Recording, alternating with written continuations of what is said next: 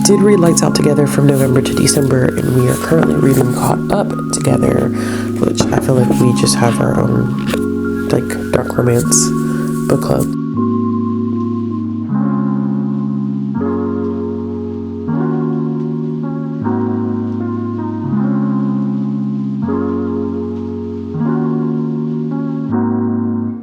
I have all of my books here with me. Thank goodness.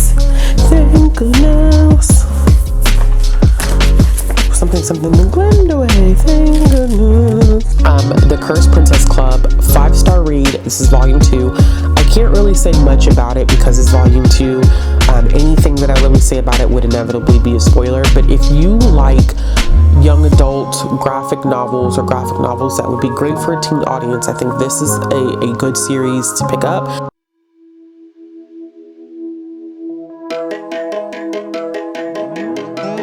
I've been writing songs for TV shows. The money never lasts and the feeling goes away. I can hear a weird small silent voice that says I'll never cut through all the noise. And yet I think I'm starting to believe it. What if all the things I want weren't meant for me? Maybe a more pretty life's not meant to be. What if I never make it? What if I never make a name for myself? Was it ever even worth trying? Is there somewhere even worth finding? What if I never make it? The show is ending and the lights are going down, but there's no one in the crowd tonight, so I'll keep singing for myself, alright, yeah. I guess I could find another job that pays a hell of a lot better than these stupid songs. Yeah, sometimes I hate them. Maybe I would. Good morning. Good morning. Okay, I'm so out of practice with this, and also the lighting in this is not going to be great, which means the quality is not going to be great, just because that's the way that life is right now because of what time it is. It's early in the morning. It's my first week back at work post-holiday season, and I'm not happy. I'm not a happy person. No, I'm got into a different routine in the 2 weeks that I was off, and now I'm having to hop into a new routine, and tis a lot, friends. But I'm trying to figure out, like, are we back in the swing of things? Like, it's 2026. Am I vlogging?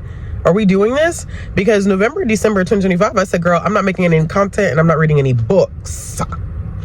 And that's what I did, because I said what I said, and I didn't do it. Granted, I did miss reading, I did miss making content, but honestly, I was just not. I had a burnout situation, and I think I've talked about this so many times. Y'all probably like, girl, we get it. You burned out. You got into the slump of the century, and you didn't do anything. But no, really. I had so much going on in November that I literally felt like I crashed and burned. And honestly, the first 6 months of this year is also going to be insanely busy, but I'm going to try to push through. This is the first time that I have felt this urge to read. So we're going to do a mood reading vlog to get back into the thing. I have some B-roll footage, I think, that came a little bit before this, just to get us kind of going. So I have a couple of things that I'm in the midst of reading. The first, my partner and I are currently buddy reading. What are we buddy reading? Caught Up. So over the holiday break, the only thing I read was a book that I read with him, which is absolutely insane. But at least I did read something, but we read Lights Out together between November and December. What did he give it? 4.25? I think I gave it like a 3.5, something like that. So we read that. We decided we were going to read Caught Up together. So I am in the midst of reading that. I will not finish up during this vlog because we only do 1 or 2 chapters a night. And so I probably won't finish up until the end of the month. But during this week period, like, I will be buddy reading that book with him. So I'll talk about that a little bit. I started the next book in whatever the Ritual series, whatever that series is called. I started the second book in that series. I'm not really that far in at all, but it's one that I am reading on my Kindle. So we're going to go ahead and throw that one to the mix. And then on audio, I have Heartsick by Christina Forrest. Now, Heartsick by Christina Forrest, I do feel like with all good intentions, I do think that I'm going to finish that today. I finally got the urge to get back into audiobook listening. That has not happened in a month of I haven't listened to an audiobook, y'all, since the early part of November of last year. And that's very unlike me because y'all know I usually listen to an audiobook probably per day. And I just was not feeling it. So 9 times out of 10, it's so damn hot in here. Turn that down. It's so hot. Very, very hot. So probably going to listen to that today at some point because I got some stuff I got to catch up on in the midst of trying to figure out 1,000,001 things. So I think I have like 5 hours left of that one. It's okay. It's a young adult romance, or should I say it's a teen romance that focuses on this new design of medication where you could take a pill and it helps you get over heartbreak. And we're following 2 main characters who were together for I think a year and a half, and they ended up splitting, and it's kind of chronicling like the emotional difficulties that come with a heartbreak, but almost kind of the necessity of heartbreak, right? Instead of subduing these emotions, it's important to kind of live through them, which I think is very interesting. It's an interesting concept to bring into a teen book because of like a lot of people experience their first heartbreak at that age. So I think that the commentary on it is really, really interesting. Now, the execution is where, for me, it's falling a little flat. I'm more interested in the romance between the 2 characters as opposed to the medicine aspect of it. I don't like the scientific aspect of it. I don't know if I'm 100% like sold on that element, but this whole aspect of them having to deal with what it's like to have an ex and encounter that ex and like the emotional difficulties that come with that, like that I am enjoying. So we're gonna see how that goes. And then what I will do is, if I finish up today, at some point I will sit down this evening and do a check-in. Feels good to get back into the motion of doing things. It was kind of hard there for a second, but I also promised myself like to take the holidays to really just give myself a break and to relax and to enjoy my time. And now it's like back to the grind, back to what we are so used to doing. So we'll see how things go, but I definitely will check in later. Hey y'all, sorry, my eyes are like on fire. I don't know what I touched. I think I touched something. I touched my eyes, and now my eyes are like burning. Oh, they were itching, and now they're burning, and I don't know what I have going on, but goodness gracious. Okay, we're gonna get it together. So I said I would check in after I finish a book. I'm so excited I actually finished a book. I finished a book. It's been such a long time, I feel like, since I finished a book, which is, it's not 100% true.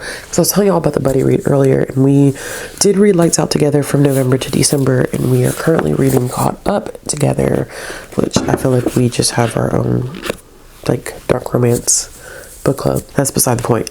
But I haven't been reading the way that I have read.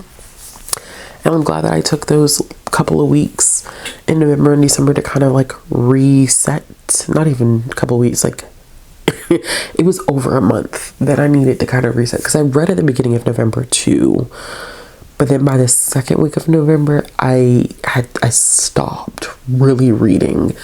So it's nice to kind of get back into the groove. So I did end up finishing Heartsick by Christina Forrest. It's a teen contemporary romance where we are following a main character, 2 main characters because it's a new perspective, who were together for a year and a half, and then they ended up breaking up. And in the backdrop of this book is this company that has invented this pill that you can take that will make you forget about your heartbreak. But part of the plot is that the heroine sees the hero go to the facility because she has an internship at the facility. He ends up going there. She thinks that he's there to take the heart sick pill, and he isn't, and it causes some kind of miscommunication. And then we are learning that there's some issues with this organization that does the pill.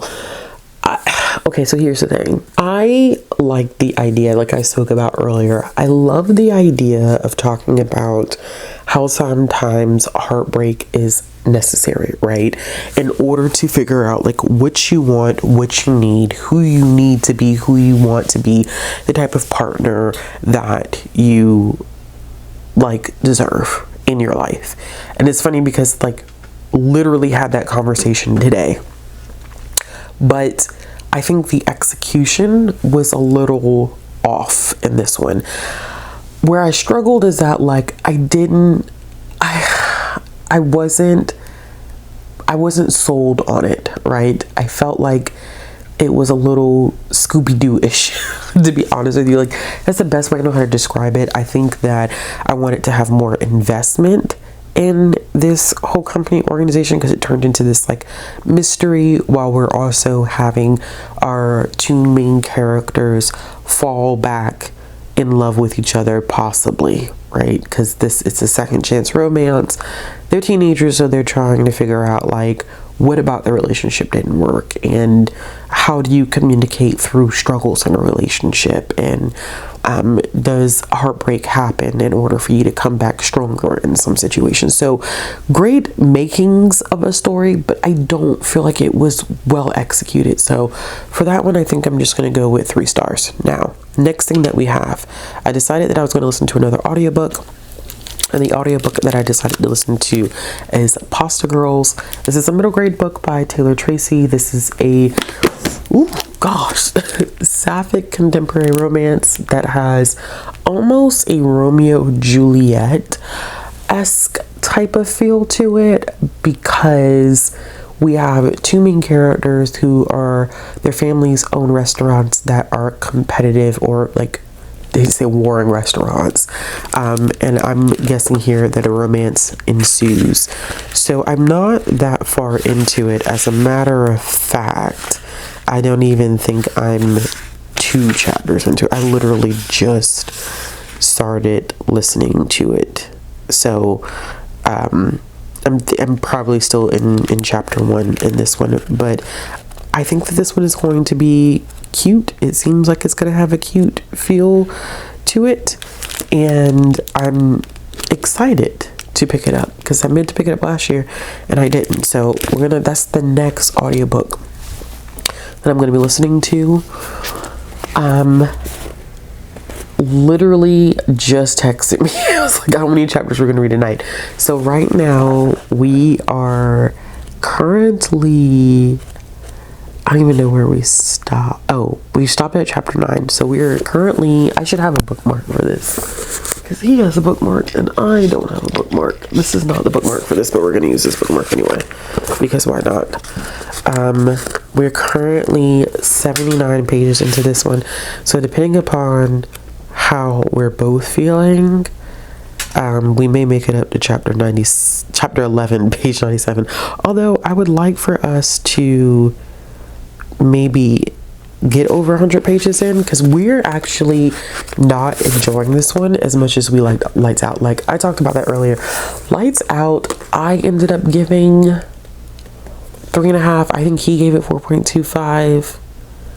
He rated it higher than I did, but we are both agreeing that Caught Up is like so much slower than Lights Out, and we're not enjoying it as much. Like the thrill and investment that we got out of Lights Out, we're not feeling the same way in Caught Up. And once we finish this one, we know that the 3rd book comes out this year, but not until a couple of months from now. We're gonna do Her Soul to Take next by Harley LaRue as our next dark romance buddy read. So hopefully we can continue to make good progress. We will finish this one this month. Definitely won't finish this by the time that we end this vlog, but I will be reading this one throughout the week because we do chapters every single night. And then I wanted to throw a graphic novel in the mix because I haven't read a graphic novel in a while, and I do have B-roll footage of me reading this one, and that is The Cursed Princess Club. This is volume 2. This is one that I kept talking about last year that I also seemingly did not continue. I'm not super far into this one either. I think I'm at least 50 pages into it though. Try to always end at a decent chapter. So I'm on chapter 3 of this one and I am 58 pages in. So probably after I'm gonna get another bookmark because I have all these bookmarks and I don't ever use them. So after we read our chapters for Caught Up, I will go ahead and pick up a little bit more of the Cursed Princess Club. I also started, oh gosh, let me go get it because it only makes sense if I get it. Hold on. So another book that I am slowly going to be making my way through. I think, okay, let's get this situated. This is one that I'm just doing chapter by chapter. This is the buddy read right now. The line up right now for the next audio is Pasta Girls. The graphic novel is Cursed Princess Club Volume 2. And the next physical book that I'm reading outside of the chapter by chapter, because I can read this one a lot faster than us doing our chapter, is The Boyfriend Project by Mason Deaver. I started this one while my kid was in dance class, and I'm on chapter 2, which is about 24 pages in. This is the Illumicrate edition, which is Afterlight. This is the Afterlight edition of this book, and I meant to start this book last year, didn't get to it so far. And I like Mason Deaver's writing, so I don't know why I didn't start this sooner. I read the OK Cupid not last year, but in 2024, and that's my first Mason Deaver book, and I've really enjoyed it. So I definitely think I'll like this one. It follows a trans main character by the name of Eli, or I don't know if it's Ellie or Eli. I'm gonna go with Eli. Trans main character who works at this magazine, and he had just recently, or maybe not so long ago, had broken up with his boyfriend, or his boyfriend broke up with him. They work at the same company. They've been together for 7 years, and his boyfriend's kind of like, oh, it's just not working out. And he's like, really? It's devastating because it's like 7 years of a relationship ended in 10 minutes. And then I thought about that and I was like, dang, imagine investing that much time in a relationship and then someone literally takes 5 to 10 minutes to tell you okay, never mind, this is not working out. And so in the part that I'm at, he's trying to make moves in a company and he's just not happy with his love life, his professional life. I think this is going to be interesting because it's going to show kind of dating, as a trans man, what that experience is like. And I think I'm really, really going to enjoy it. And I really, really love the Afterlight edition of this. Sometimes you can get some special editions of things you're kind of nah. But this one, I really, really love this specific edition. And I got some B-roll footage of the under the dust jacket and the end papers, which I think are really, really pretty. So we will continue with that. I'm trying to think what the goal will be here. I may try to do a little bit of everything tonight because I'm just feeling super motivated. I probably will just do a chapter of each. I think that's the way that I'll make it work. A chapter of each. Do a chapter of the Cursed Princess Club, chapter of the Boyfriend Project, and who knows how many chapters we'll do of this. We'll see. And then this I will just listen to probably in the morning when I get up, and tomorrow is ordering day for me, so definitely listening to a good chunk of it during the work day tomorrow. So I will not be surprised if I finish this tomorrow, or at least I'm close to finishing that tomorrow, because it's not a long audiobook. It is a middle grade book, and I am looking forward to reading it. But maybe 2 chapters, a chapter, and a chapter. See how much we get done tonight. All right, that's what happens. Ashley comes in fierce, powerful, feeling all types of motivated, and then shit hits the fan. But hopefully it won't. I'll check with y'all later. Bye. Shadow, I looked around, searched every building and home that I found. I saw no shadow, but felt a glow. The warmth inside me kept me afloat. It felt like heaven that found my bones and gave me comfort when I feel alone. Now you're gone, I'm alone. I guess it's time to get better. Through the pain, I will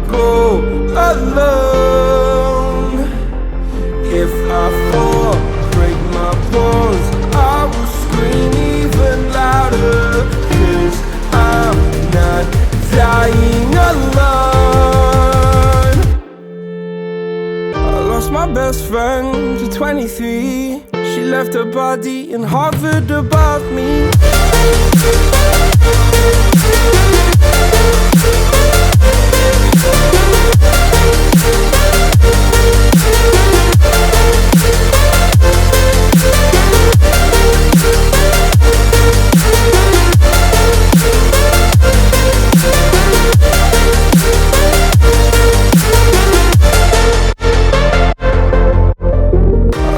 Best friend to 23. I heard the heavens crying above me. They gained an angel, I lost a friend. I felt like dying again. I've got the pink raggedy t-shirt on, so you know it's real. You know it's a serious vlog when the pink raggedy t-shirt comes out to play. Hey y'all, just thought I would do a check-in because I meant to do a check-in and didn't do a check-in when I was supposed to do a check-in. And y'all know me, I love to not check in during the week and then check in during the weekends. And then it ends up being a weekend reading vlog. Or then I end up checking in Friday and Saturday and try to overload with content those days, which makes absolutely no sense. So I think this is my third check-in because I did one in a car, did one downstairs, and now I'm doing one upstairs. Pretty sure that's how... There we go. Pretty sure that's how that's going. What's been happening? Okay. I have all of my books here with me. Thank goodness. Thank goodness. Something the Glendaway. Thank goodness. And fiance. Couldn't be happier. Thank goodness. I saw that movie for the second time this past weekend, and it was just enjoyable as the first time. So yes. Alright, so what have I finished? I ended up finishing Pasta Girls by Taylor Tracy. This was so cute. This is really cute. So it follows two main characters. Her name is Ro and Jules. So literally like Romeo and Juliet. And her name is actually Romea, but we call her Ro. I thought this was really, really cute. The first time I read Romeo and Juliet, I think I was like 12. I was 11 or 12 because I was in the 8th grade. And I was younger than I was supposed to be for that grade. But I remember reading Romeo and Juliet and fell in love with it, which... That's a whole nother conversation for another day about how idolizing that romance between those two characters, when you actually know like the true story behind it in terms of, it's not a true story, but like how old Juliet really was and stuff like that. It's really not something to romanticize. But I was young, I was naive, and you know, it was like, oh my gosh, star-crossed lovers, it's so beautiful. And I don't think I've read many Romeo and Juliet retellings, but I've watched adaptations of it, but not read a lot of adaptations of it or retellings of it. So Pasta Girls is a slight reimagining of Romeo and Juliet, where we're following two main characters who are, I believe, 14, because it's 14 because at one point one of the characters talks about the fact that 13 was kind of like the new feeling of being a teenager, because it's when you're like first officially a teenager, and then 14 it's almost like everybody expects you to have like this knowledge about being a teenager and not so yet. So they're 14 in this book, and their fathers have competing Italian restaurants in this area. And the area, what is it? It's Verona. It's not really Verona, but it's based off of Verona. And it's in New York City. What is the name of the city? Do they call it Verona? Y'all, I'm horrible with names, but they end up meeting at this festival. And the festival is the San Gennaro Festival. And when they meet, there's this instant chemistry, sparks fly between the two characters. And they don't realize that they are from, one of them does, but the other doesn't realize that they are from opposing families. And so it reminds us of like that first meeting where Romeo goes to a party that Juliet's family is hosting, and the two of them figure out that they are Capulet and Montague, and they are not supposed to interact with each other. And it's interesting too because even their names, Ramirez's name is Marino, so from Montague, and Jules is Cangelosi, which I think is supposed to be a play off of like the Capulet family. And it honestly, it follows the same plot concept, but not the same plot, if that makes sense, right? So we have them sneaking and meeting each other, a grandmother who's like Juliet's nanny, motherly figure in her life that helps them, you know, figure things out. There's a, like, it's not a fight scene per se, but it is what would be Juliet's cousin, and then them kind of battling of, so I don't want to spoil it, but it does follow, like I said, it follows the same like cues in the plot, but not like scene. I don't know how to describe it. I don't know how to describe it except that you can tell that it's Romeo and Juliet, but it's definitely modernized and it definitely fits the context of the story. It's so hard to explain this, or maybe I don't know what word I'm looking for, where thematically it's the same, but it's not necessarily like exactly the same. It's not exactly the same. I really thought the storytelling in this was really great. I liked the resolution at the end of it, even the epilogue that we get between the two characters. I like that there are constant conversations about being queer, and that using specific language like being a lesbian, bisexual, like those are not derogatory terms. I like that we have references to other queer middle grade books, which I really appreciated. I think that this was just a book that I was not expecting. Like, I thought it was really cute and I was like, Pasta Girls, and then I looked at the cover and I was like, I think that this might be like a kind of like upper middle grade sapphic, kind of like tweenish romance. Was right, had no idea that it was based off of Romeo and Juliet. I think the food descriptions are really, really great because we do have a couple scenes where Ro is teaching Jules how to make pasta because she, like Juliet, is kind of coddled and sheltered a lot, whereas Ro isn't. She's taught how to navigate her way around the kitchen. And so Jules is like really interested in learning how to do all of these things that her family's restaurant is well known for doing, but she can't do the same. I do like that this was more so about the families respecting each other, not necessarily liking each other, but allowing this friendship and romance between the two girls to kind of blossom. Great friendship dynamics for both girls, great familial dynamics. Like I said, I think the writing and the storytelling was done very, very well, and I really appreciated that there was a happy ending to this, because you know, Romeo and Juliet, we don't get a happy ending, we get a tragic ending, but this was really, really good. So far I finished Pasta Girls and also finished Heartsick by Christina Forrest. We just read our 2 chapters of Caught Up by Nevessa Allen. We're both in agreement here that this is not good. This is not a good book.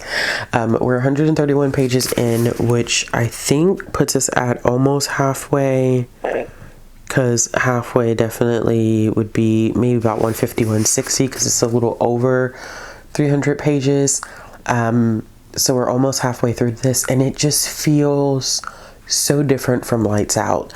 I think Lights Out had this energy about it where it was like really, really fast paced, really, really fun, and engaging. And although I only gave it like a 3.5 because I do think the plot shift was a little chaotic, this is giving me like wet mop. It's giving me nothing. I don't feel necessarily any chemistry between our hero and our heroine, which we meet Junior, who's the hero in this. We meet him in book 1, and I just don't feel anything between him and Lo. Like, it just doesn't, it's not doing anything for me. I think I thought that the romance in the first book was cute and charming, quirky. This, I'm just kind of like, I'm not really entertained by it. So we're going to finish it out. I don't know if we'll finish the series. We have another series that we're going to start, which is going to be, what series are we starting? We are starting Harley LaRue's, is it the All Souls trilogy? Her Soul to Keep. Yes, Her Soul to Keep. Is it or Her Soul to Take? The one by Oprah Rain, in this I get confused. Whatever the series is by Harley LaRue is the one that we're starting. That's the one that we're starting next. So I think we're trying to make it through this before the month ends so that we can start the Harley LaRue book. But yeah, we're not having a good time with that. Neither one of us is having a good time with that, which is unfortunate because we had a fun time buddy reading the other one. I've also made some significant progress in the Cursed Princess Club. I'm trying to figure out where I stopped because I didn't put my bookmark in. So unfortunately, I'm not even sure where I'm almost 200 pages into the Cursed Princess Club.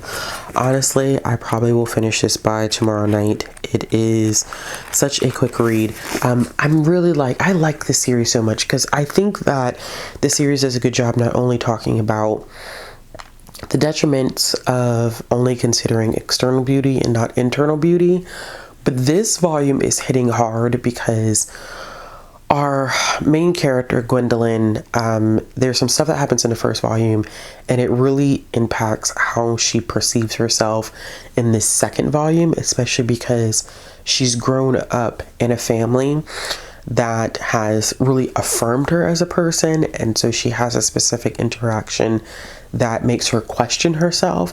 And there's a scene in here that I really appreciate that focuses on self-love and the importance of self-love, and while you're learning to nurture that self-love, latch on to the genuine love that other people are showing you and believe them. And I think that just kind of struck a chord for me, I think, in some ways, because I just was like, dang, there's some deep messaging in this. And although it's it can be quirky, it can be weird, it has its just really off the wall moments, I think that the underlining intention of this series is really, really good.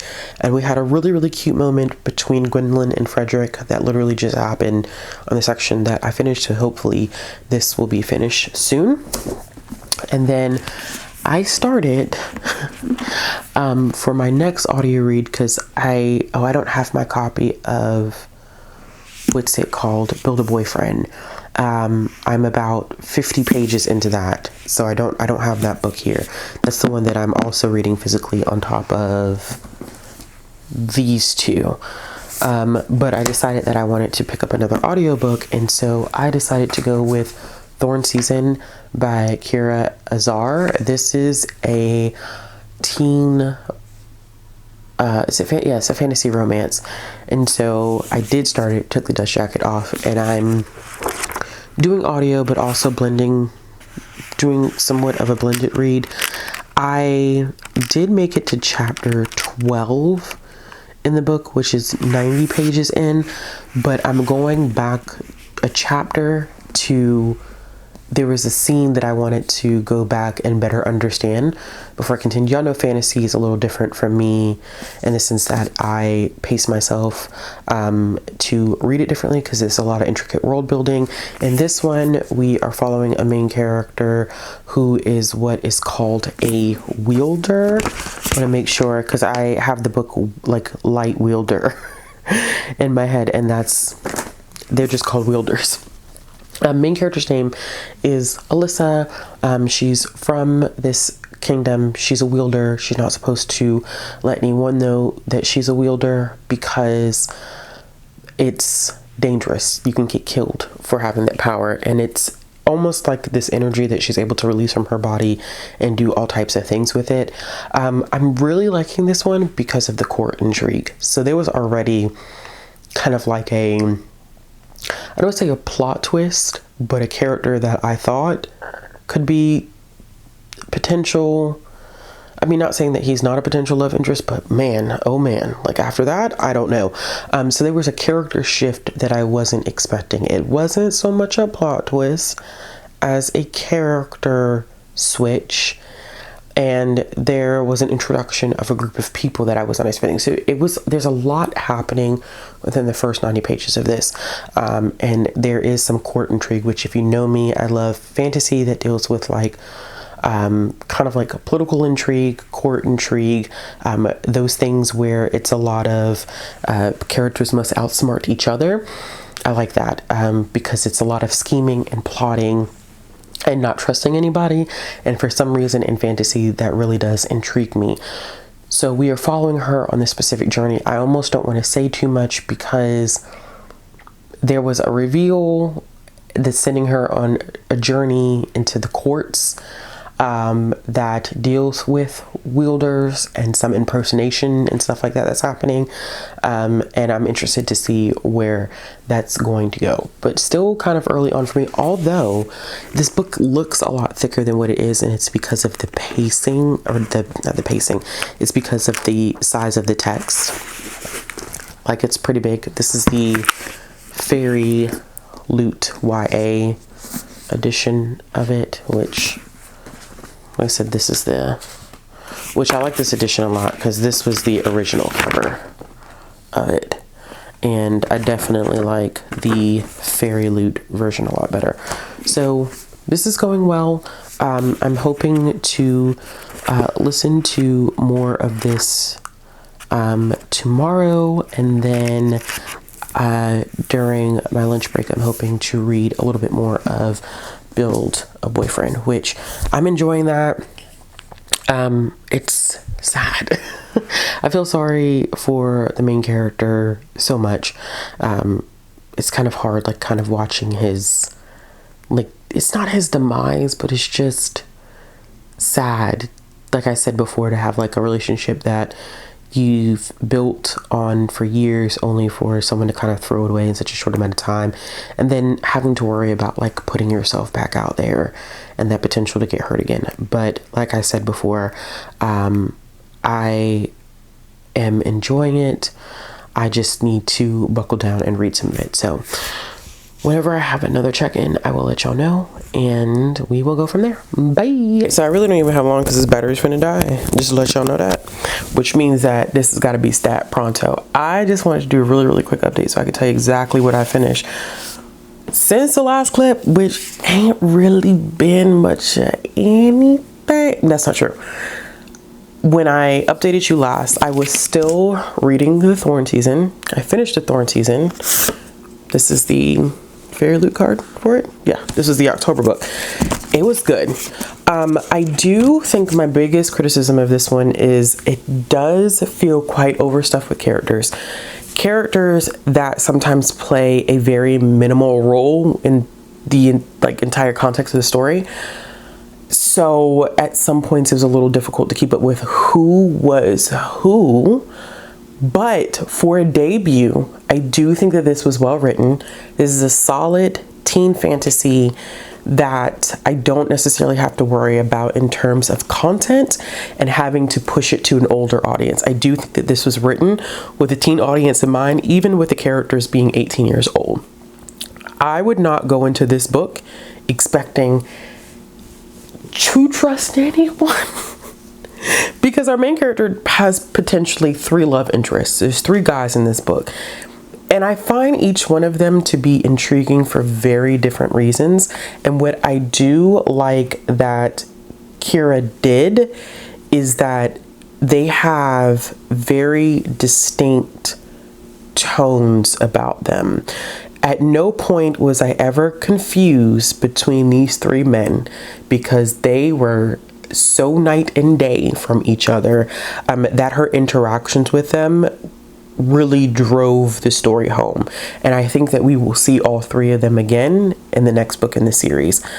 I'm shocked that this was a debut, because I have read some YA fantasy that is not as well developed. I would like to see a little bit more in terms of world building, because this is classified as a YA romantasy. The romance the romance is part of the book, but this is where I'm confused because it's like, oh, it's a romantasy.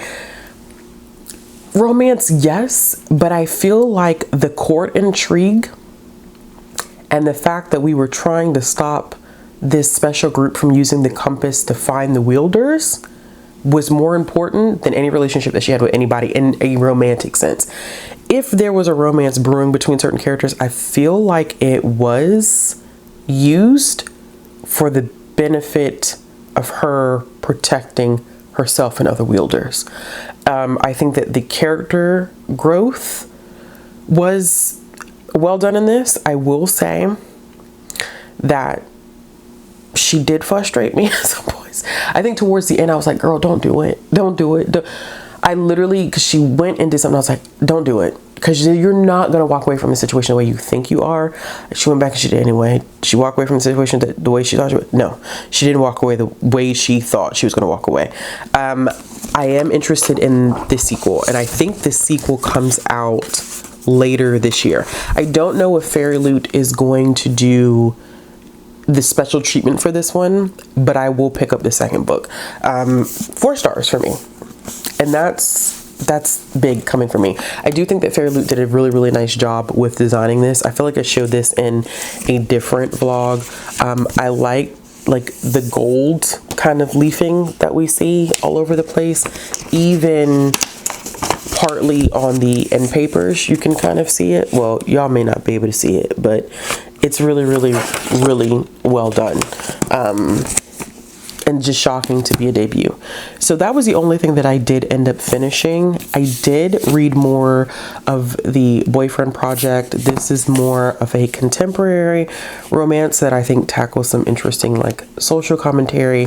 I'm about 100 pages into this, which is about a third of the way through, although I hate the way Illumicrate binds. Fairy Loot and Illumicrate, I don't like their binding. Their designs are great, but Owlcrate has the better binding, but the worst designs of all 3 companies. This is a gorgeous book. It's beautiful. Like, it's absolutely beautiful, but the binding, it's the like, I don't like when they're bound that way. And I think the paper has to be thicker because of the special design, but so far so good. It's fake dating intentionally, not they're fake dating because Eli is trying to show him, Peter, how to date, because Peter's never dated before because he grew up in a small rural town in Georgia.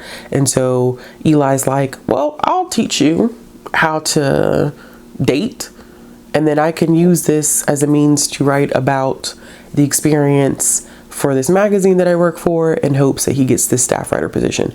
This is going to go wrong. It always goes wrong. That never goes the way it's supposed to go. We're still reading, I was about to say Lights Out. We're not reading Lights Out. We're still reading Caught Up. How do you feel about it, babe? What a letdown. So he hates it. I don't like it. We were supposed to read last night. We didn't read last night. We were supposed to read tonight.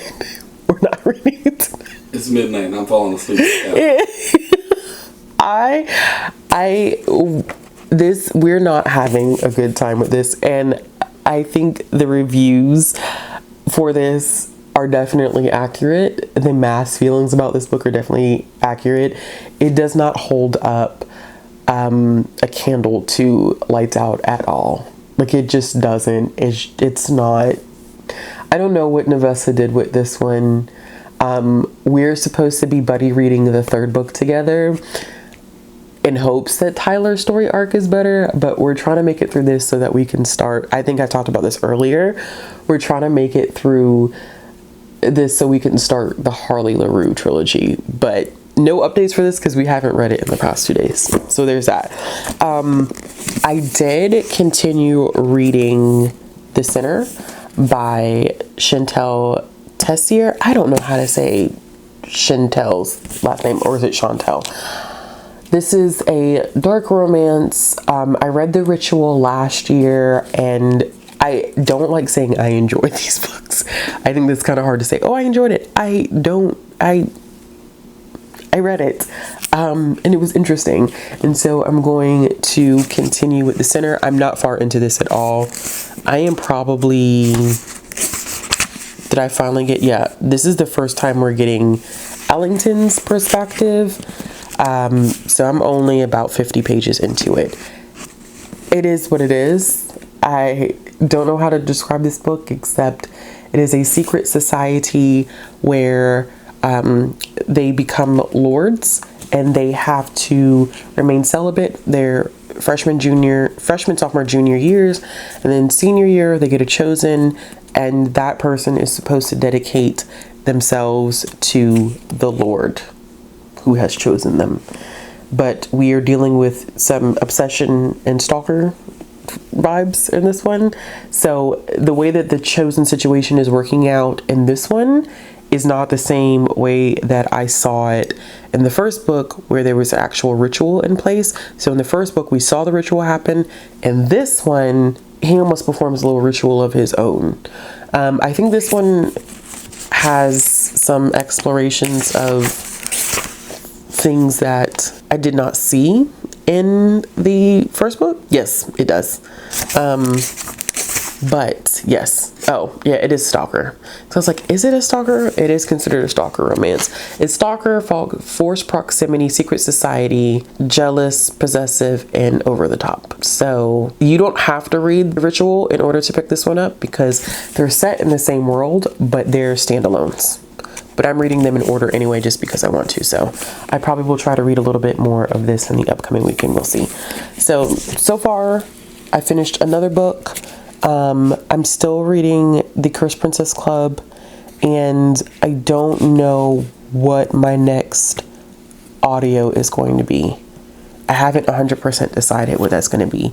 It might be Glint. I don't know. I might pick up another middle grade, because I need to read another middle grade, like contemporary type romance for work for next month, but we'll see. But that's it. I'll check in when I have another update. You're just standing on the cusp of what's okay and not morally gray, textbook insane. Now I'd like to draw this line you've crossed so many times. At this point I'm out of my mind. What's the point in loving someone morally confusing? It's not likely. You're so unlike me. I can't shake this feeling, 'cause I think I'm falling for the villain, and it's not looking like a good. Today is the day I get to do what everybody else does when they have no responsibilities and they're off work. And I'm off work. I was supposed to do some other things, like going out and doing things, but unfortunately, some things happened and I wasn't able to do that. But hey, hello, how are we doing? I haven't done a check-in since this weekend, and we're about to fall into another weekend, and this turned into a 2-week vlog, not because I just didn't feel like doing it. It turned into a 2-week vlog because I thought about things and I was like, well, I need to get my best books up of the year, right? Like that needs to go up. Inevitably, that needs to go up. And I haven't put that up yet. So I was like, well, how about I get that up and then we just continue this vlog for a week? And that's what we're doing. So I'm trying to figure out how I want to do this. Okay, let's do a quick call. We'll talk about what I've been reading. So this stuff came from Liv. Now, I have read, I don't feel as bad because I've read half of what I'm hauling. Well, almost half. Unless you don't count this small little thing that I haven't read. But I've read half of this, of this haul. Liv sent me, I can't remember what editions these are. Anyway, sent me The Cruel Prince, The Wicked King, and then The Queen of Nothing. So I've read all three of these. I really actually ended up enjoying the series. It's actually a series that I would not mind revisiting and rereading. And then she also sent me How the King of Elfame Learned to hate stories. So this is the one in this series that I haven't read that I need to go back and read. I do not plan on, or these are the Owl Crate editions. I don't plan on reading the spin-off series. That's the thing I do know. Oh, I forgot these are signed. Or at least this one is signed. Yeah, I don't plan on going back and reading the spinoff. I tried it. I was not a fan, y'all. I tried it. It just does not have the same impact or effect as this first series, which I really did enjoy. She also sent me a copy of All of Us Villains, which I thought was so unique because this is Mylard. And I'm so used to Mylar from a librarian perspective, but not Mylar, not Mylar on like a, not Mylar on a, just like a copy that you own, which makes sense because it does help maintain the quality of the book. But this is a Goldsboro edition of the book. This is copy 1507 of the 2000 numbered copies of the first edition of All of Us Villains by Amanda Foody and Christina Lynn Herman. So I am interested in reading that one. And then she also sent me the Fairy Loot. I think these are Fairy Loot editions of Spin the Dawn and Unravel the Dusk, which I have other books by Elizabeth Lim. They're somewhere. It's a shame. I don't even know where anything is anymore. So thank you, Liv, for sending me those things. I really, truly do appreciate it. I'm also, I've been looking for a copy of this book everywhere, and somebody was selling this book for like $100. Let me tell you something. I can't do it. I will wait for someone who's not going to try to get one over, because there are people who get these books, these exclusive editions, and they try to get over on people because they know of the demand and stuff like that. But I really had wanted a copy of this book, but I was not on Fairy Loot's Romantasy list yet, and I've heard good things about it, and that is The Wind Weaver by Julie Johnson. So I actually found someone in a exclusive edition, special edition group on Facebook that was selling this at the price that she got it. She sold it at her subscription price. Because if you go on Pango, you go on Mercari or whatever, like people are selling this for like $100, and I'm like, why? Why do that? Why? You don't want the book. And I mean, I get it, but like, goodness gracious. So I had been waiting and waiting. It was the same thing that I did with The Language of Dragons, where I've been waiting and waiting and waiting because people were trying to sell the book for $100, and finally somebody was just selling it at the price at which they bought it, and I snatched it up. Same thing with this. I saw it. She was selling it at the price at which she bought it, and I was like, okay, it's the cost of a subscription, so I will pay for it. I know people are not a huge fan of the cover, but I don't mind because this was the original cover. But I don't mind, and I think Under the Dust Jacket is really pretty. But I've also just heard really, really, really good things about it from people that I trust. So I went with it. I also got another book. Hold on, let me take this off, and then we're gonna hop in and do this update. I also had this book pre-ordered. Did I forget that I had this book pre-ordered? I did. Until I got the notification that, hey, you have this book pre-ordered. Was it a risk for me to pre-order this book? Yeah, it was. Have I heard really good things about this series? Yeah, I have. So, we're just gonna go with it. So, this is the deluxe limited edition of Heavenly Bodies by Imani Iru.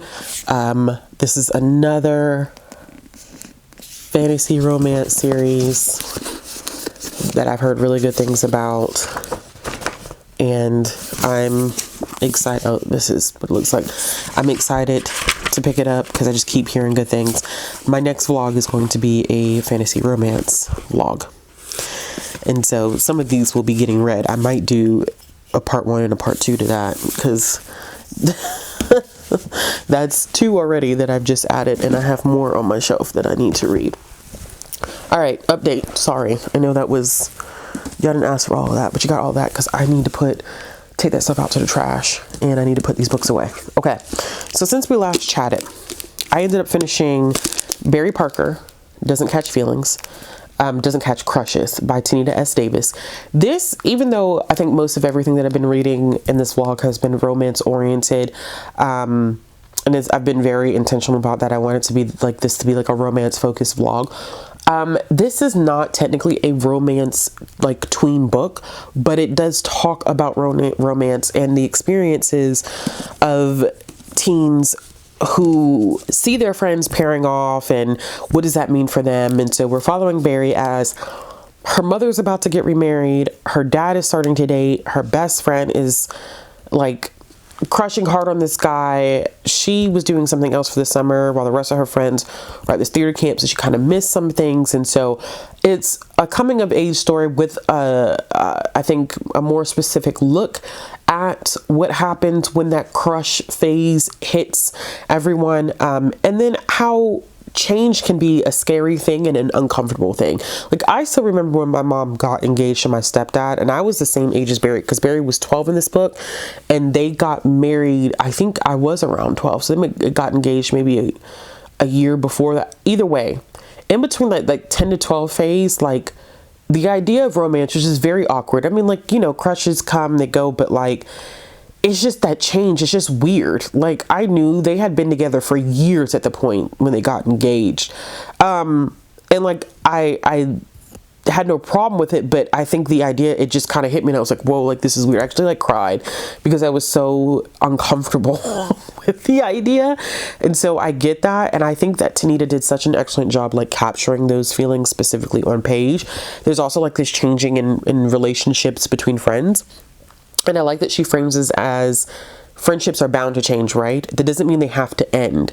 Just because people change and they grow and relationship dynamics change doesn't mean that all of a sudden you no longer have to be friends or that you lose friends. And I think that we need to have a balance of 2 of those things, right? I've read quite a few middle grade books where friendships end, but it's also nice to see some middle grade titles where friendships just change. And it's about overcoming that weirdness that comes with big change and still working to figure out, like, okay, now that you're interested in this and I'm interested in that, like, how do our relationship dynamics change? How do we move forward from this? And I thought that Tanita just always has a way of accurately capturing the feelings of this specific age group. I think she just does a really, really good job at it. So I ended up giving this one 4 stars. And then I did end up finishing The Cursed Princess Club, 5-star read. This is volume 2. I can't really say much about it because it's volume 2. Anything that I really say about it would inevitably be a spoiler. But if you like young adult graphic novels or graphic novels that would be great for a teen audience, I think this is a good series to pick up. And it's a good series that is like lighthearted in nature, but also has some really good conversations about the meaning of conventional beauty. Like, what does it mean to be beautiful? And I love that this specific volume focuses on self-love. And how self-love is an important part of how we view ourselves and how we view the world around us. And that it's something that takes time and it takes practice. And sometimes you have to lean on the people who love you the most to understand that you are worthy of love. I think that that was one of the biggest things for me, because and still am just kind of going through that. I think that we don't ever stop evolving and changing and learning how to love whatever version of ourselves that we're currently in. And I think that this captures it so well. It's so heartfelt. It's so fun. The artwork is enjoyable. Don't sleep on this graphic novel series. I'm definitely going to be working on catching up on that series for the rest of this year. I think volume 6 comes out this year.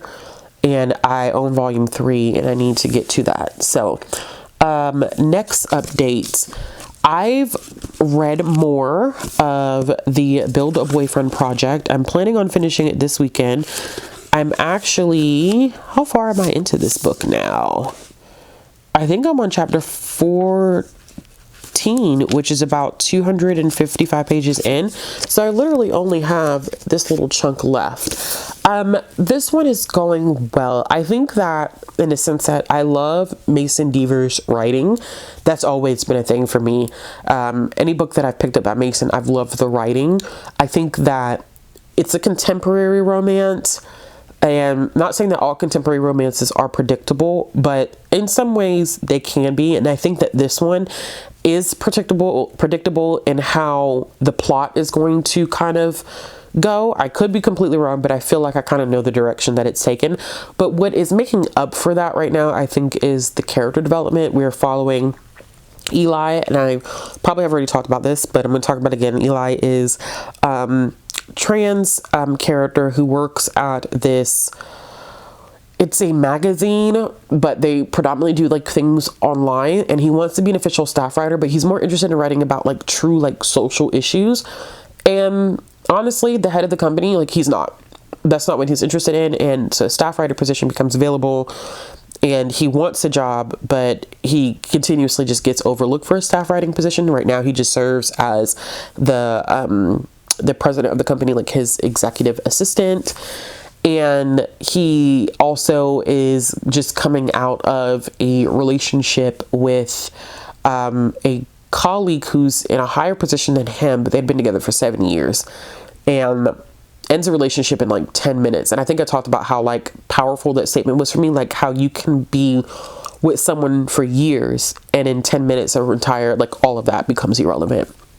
So tries to go back out into the dating world, where he meets Peter, and Peter is horrible on their first date, not intentionally.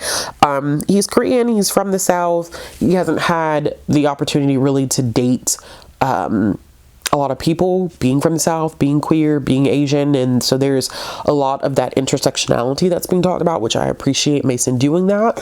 And then the two of them decide that they're going to fake date to help Peter become better at dating, but also because Eli looks at it as an opportunity for him to write an article and get the staff writing position because it's proposed to him by his boss.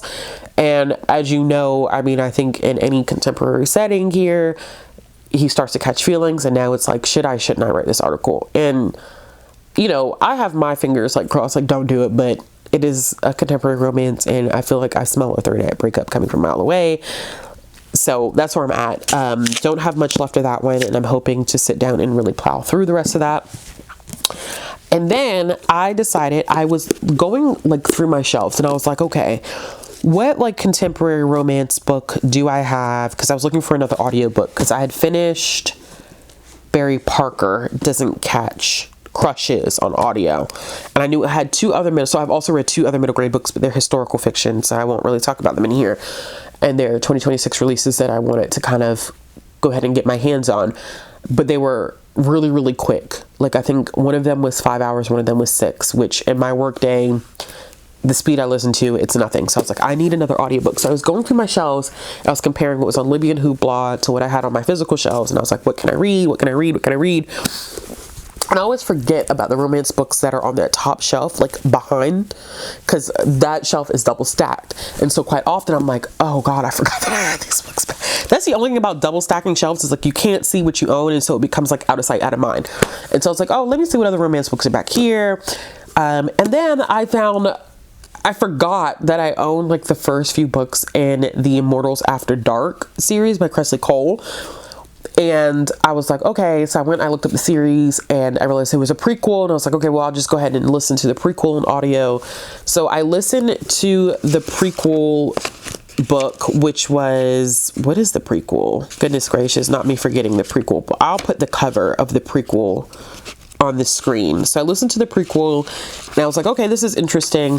I will say, even starting with the prequel, then we're going to dive into this, because I also did start reading this. This is an old school paranormal romance. We're talking like 20 plus years old. There are some things that I think were conventionally like appropriate during that time period in paranormal romances that we're kind of looking at here, where it's like, yeah, that's not like, that's definitely dubious consent there. There's no way, you know what I'm saying? Like it's interesting. I think the world is interesting, but there are some moments where it's kind of like, oh wow, okay, we went there. The first one, it is an introduction between a vampire and a Valkyrie, and he is looking for the one that's supposed to be his mate, and like when they get a mate is when their heart starts beating, they reach their peak of power, etc. And unfortunately his peak is well, his mate ends up being a Valkyrie, and there's an interesting like back and forth between the relationship between vampires and Valkyries, and why, you know, things are the way they are. And he basically like takes her as his captive, and it's kind of a like rough, rocky situation. I think the world itself I wasn't so much interested in their dynamics as I was the world, right?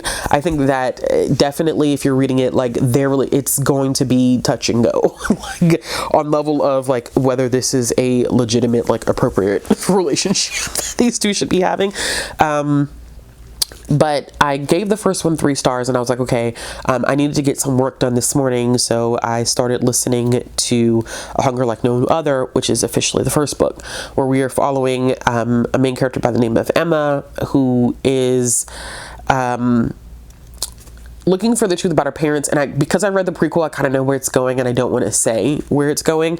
And she is dealing with a werewolf, but the first interaction these two have is very rough, in the sense that like he kind of like snatches her up and basically like screws her, and I was like, oh, okay, we're doing that, we're going there. Oh my god, that's a lot. Yeah, that was rough, in a lot of different ways. It was not consent was blurred. Definitely dubious consent in this, and so I think that if you're going to read the series, like, you gotta know what you're getting yourself into. But so many people rave about the series, and I think it's a book of its time, y'all. It definitely is a book of its time. But the writing is good. I'm interested in seeing, because we got that power dynamic between a Valkyrie and a vampire in a prequel, and now it's a vampire thing, I think. I'm very interested in her backstory and a werewolf, and so I'm very interested in seeing where the storyline is going to go.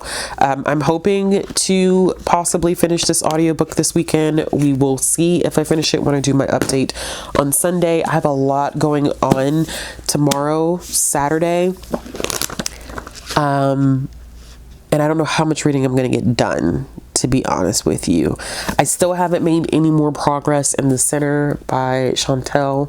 I'm hoping to make a little bit more progress on this. I definitely not going to finish this before the week is over with. I'll carry this over into next week, but I do hope to make a little bit more progress and see where I'm at with this, because I think like the 7th or 8th book comes out at the end of this month.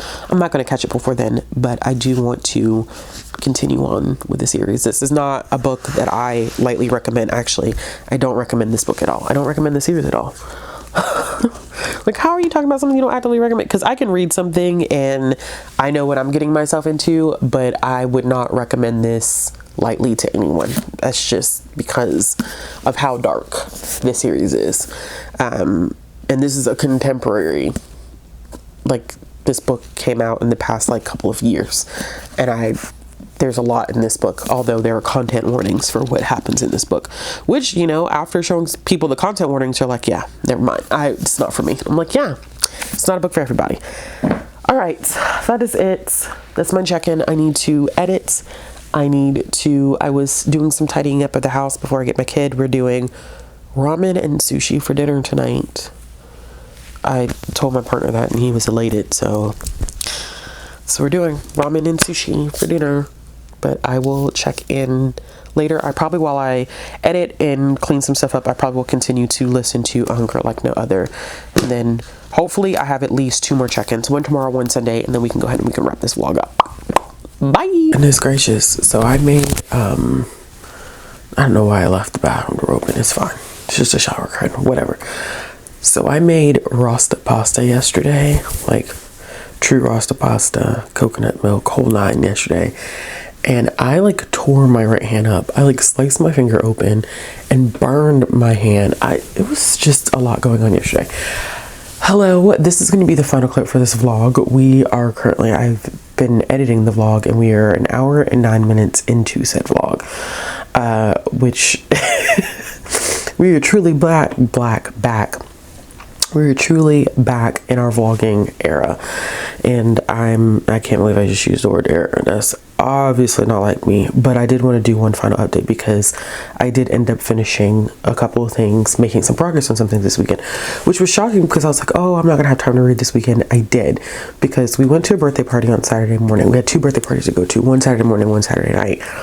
And the one on Saturday morning, there was a gap in between the two, so we literally just sat on the couch and read, which was nice. I haven't done that in a while, and it was nice to do that, so I was able to get through some things. So the book that I did end up finishing was a book that I meant to finish this weekend, and that was the Build a Boyfriend Project by Mason Deaver. I've talked about this one quite a bit, so I'm not going to go into a summary or anything anymore, but I did end up giving this one 4 stars. I think the only thing about it was, of course, I thought that the 3rd act breakup, there was a little bit of predictability to it, and it's quite understandable in the sense that contemporary romances often have that slight level of predictability to them sometimes, and this was no different. But overall, I think that this was such a great look at the experience of 2 queer individuals trying to get back into dating, and things that happen in that specific experience that may not happen with someone who's cishet and not queer and not having those same experiences. I think that Mason did a great job kind of highlighting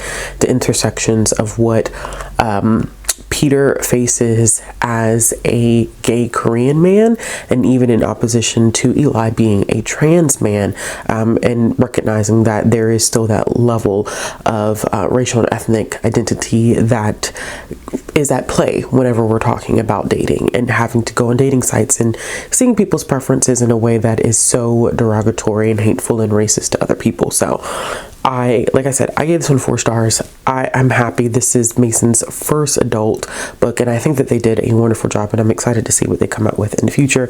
This was a success from the Afterlight exclusive box.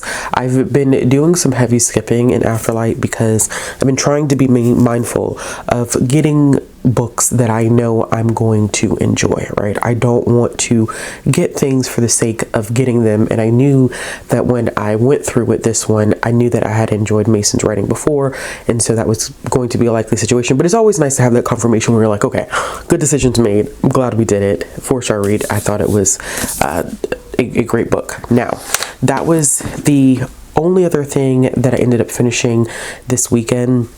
But I did make progress in 2 books. So I made it to chapter 8 of A Hunger Like No Other, which is about page 83 by Kresley Cole.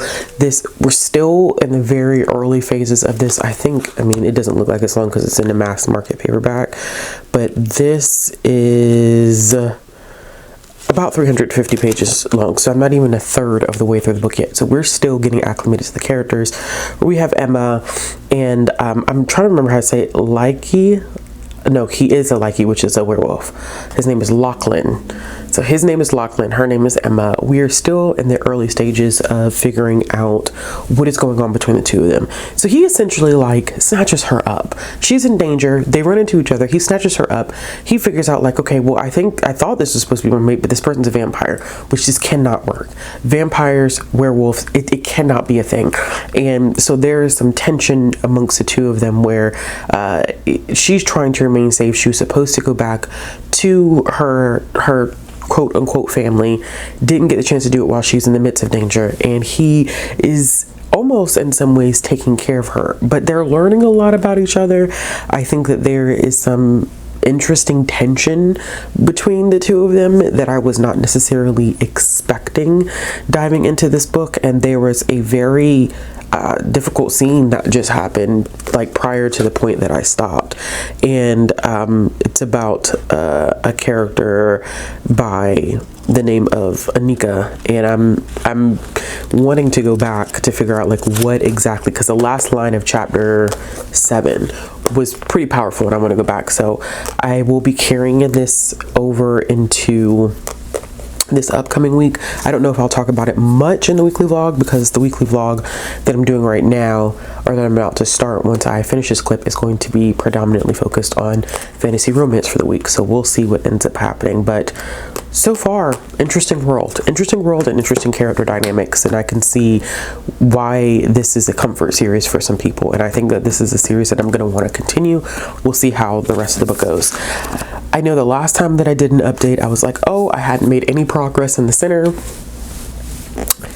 I don't know what happened. This is a very easy book to read. If we're talking about reading level, complexity in terms of sentence structure, language use, this is very simplistic. I would be very interested in knowing what the reading level is on this book, because the speed at which I read this book is very interesting, and it's almost the same speed at which I would read a middle grade book. And granted, the content definitely is not. The structure seems to be kind of on that same level, and so I'm fascinated by how quickly I'm moving through this. Now, I haven't made like a huge dent per se, but I am 169 pages into it. But this book, when it's all said and done, is, let's see here, 609 pages long. So I still have just a little under 500 pages that I have to get through. But this is interesting. Once again, this is not a series that I openly recommend to anyone. I think that I'm curious about this series because they're often labeled as dark romance. It is dark romance. And I'm fascinated by the content and the limits that people push themselves to when it comes to dark romance, as well as the limits to which the characters push themselves. Now, in the first book, which I think I gave like 2.5 stars, which is not bad, right? I think there were a couple things in it that I was like, not my thing. But what fascinated me about the first book was some conversations that the author was having. And I don't know if she's doing the same thing here. I think that there's a possibility about how trauma informs kink exploration. I still think that that is a conversation worth having, but also I'm not sure if that is the intention of this book, right? This is a heavily filled trauma book. There's a lot of non-consent, dubious consent going on in this book.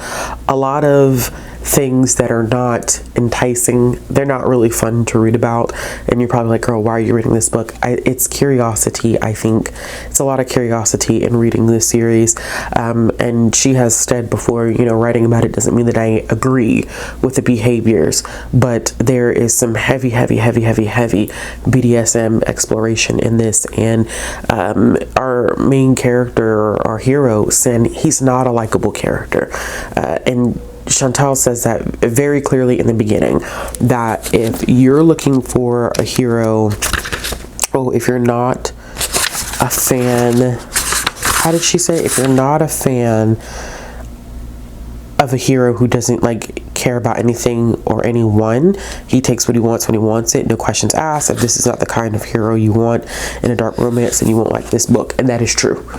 He is not likable. There is no consideration for anybody else or what anybody else wants or needs. He's very impulsive. His behavior is very erratic. He is obsessed with Ellington, and not in a healthy way. And so I'm just curious to see how we're going to work to the point in which these two characters are going to supposedly reach a romance. I don't think it's necessarily going to be a healthy relationship, but I think I'm just interested in Ellington as a character for my own personal reasons.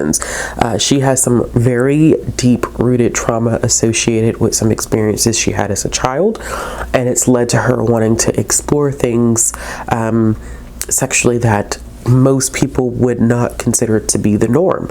And I think that that is probably the piece of it that fascinates me the most. Is how do we get to a point where one thing is considered the norm and another is not, and why is that something that exists? How do we have standards, especially if a lot of what we consider to be sexual activity is engaged in a private manner?